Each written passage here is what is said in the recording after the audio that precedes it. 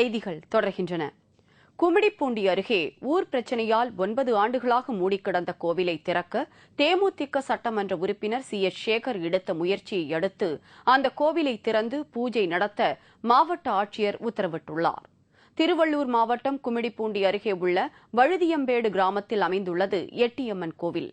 அந்த ஊரில் ஏற்பட்ட கோஷ்டி பிரச்சினை காரணமாக கடந்த 9 ஆண்டுகளாக பூஜை நடத்தப்படாமல் மூடிக்கிடந்தது. இதனால் அந்த ஊர் மக்கள் கோவிலுக்கு செல்ல முடியாமல் கவலையுடன் இருந்து வந்தனர்.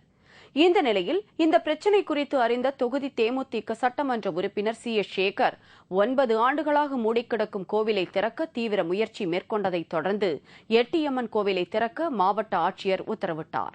இதையடுத்து அந்த கோவில் திறக்கப்பட்டு பூஜை தொடங்கியுள்ளது. இதனால் வழுதியம்பேடு கிராம மக்கள் மகிழ்ச்சியடைந்துள்ளனர். புதுச்சேரியில் மின்சாதன பொருட்கள் உள்ள குடோனில் நள்ளிரவில் ஏற்பட்ட திடீர் தீ விபத்தில் சுமார் 25 லட்சம் ரூபாய் மதிப்புள்ள பொருட்கள் எரிந்து நாசமடைந்தன. புதுச்சேரி பிள்ளைத்தோட்டம் பகுதியில் உள்ள தனியார் மின்சாதன குடோன் இயங்கி வருகிறது.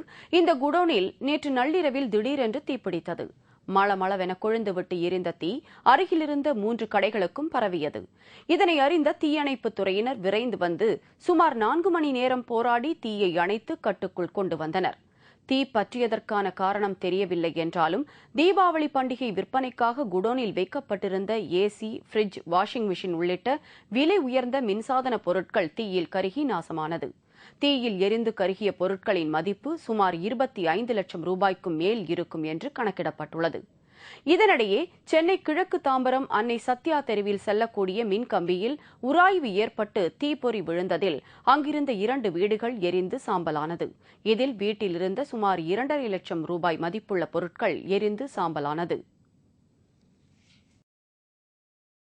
குமாரபாளையத்தில் நவராத்திரி விழா மிக சிறப்பாக கொண்டாடப்பட்டது. வீடுகள் மற்றும் கோவில்களில் கொலு பொம்மைகளை வைத்து சிறப்பு பூஜைகள் நடைபெற்றது. இந்த நவராத்திரி கொலு பொம்மைகளில் இறைவன் திருவுருவங்கள் உள்ளிட்ட பல்வேறு பொம்மைகள் வைக்கப்பட்டிருந்தன. இதில் பொம்மைகளுக்கு வண்ண வண்ண விளக்குகள் அலங்கரிக்கப்பட்டிருந்தன. இதேபோல் திண்டுக்கல் மாவட்டம் பழனியில் வன்னிகாசூரன் வதம் செய்யும் நிகழ்ச்சி சிறப்பாக நடைபெற்றது. தங்க குதிரை வாகனத்தில் வந்த முத்துக்குமார சுவாமி வன்னிகாசூரனை வதம் செய்யும் நிகழ்ச்சியை காண கேரளா மற்றும் தமிழகத்திலிருந்து ஆயிரக்கணக்கான பக்தர்கள் கலந்து கொண்டு சுவாமி தரிசனம் செய்தனர். கோவையில் பிரபல விளம்பர நிறுவனத்தில் நள்ளிரவில் பூட்டை உடைத்து புகுந்து 6 லட்சம் ரூபாய் பணம் மற்றும் தங்க காசுகள் உள்ளிட்ட பொருட்களை கொள்ளை கும்பல் திருடிச் சென்றுள்ளனர். கோவையில் தொலைக்காட்சி மூலம் விளம்பரம் கொடுக்க ஏற்பாடு செய்யும் பிரபல நிறுவனம் ஒன்று இயங்கி வருகிறது. இந்த நிறுவனத்திற்கு இந்தியா முழுவதும் கிளை நிறுவனங்கள் உள்ளன. கோவை ஓசூர் சாலையில் உள்ள இந்த விளம்பர நிறுவனத்தில் நள்ளிரவில் கொள்ளையர்கள் பூட்டை உடைத்து புகுந்துள்ளனர். பின்னர் கடையில் உள்ள பணப்பெட்டியை உடைத்து அதில் வைத்திருந்த 6 லட்சம் ரூபாய் ரொக்கம் மற்றும் 8 தங்க காசுகளை கொள்ளையடித்துக் கொண்டு ஓடிவிட்டனர்.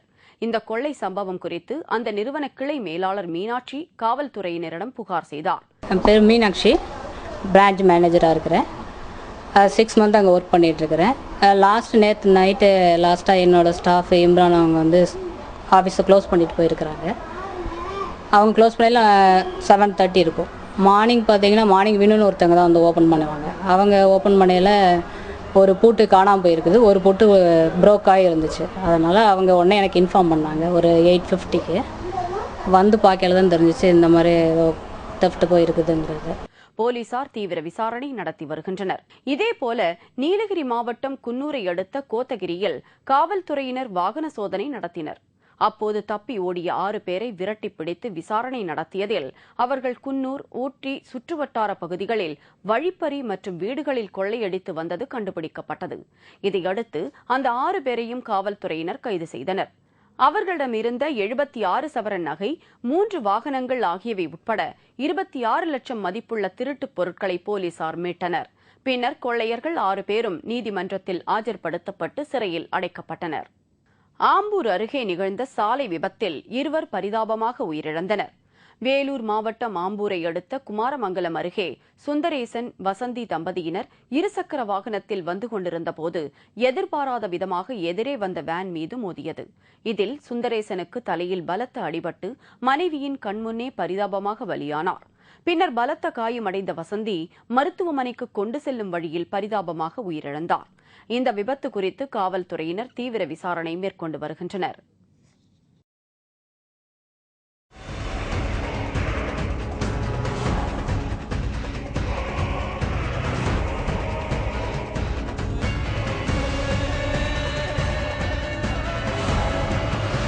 ஆச்சரியம், ஆனால் உண்மை. வாழ்க்கையில் பிடிப்பு இல்லாமல் எப்படியோ சிலர் வாழ்க்கையை ஓட்டுகிறார்கள். ஆனால் சிலர் வாழ்க்கையில் உள்ள பிடிப்பு காரணமாக மிகப்பெரிய கட்டிடங்களில் பிடிப்பு ஏதும் இல்லாத நிலையில் சர்வசாதாரணமாக ஏறி சாதனை படைக்கிறார்கள். வாழ்க்கையில் பிடிப்பு வையுங்கள் என்ற படிப்பினை சொல்லித் தருகிறாரா இவர்?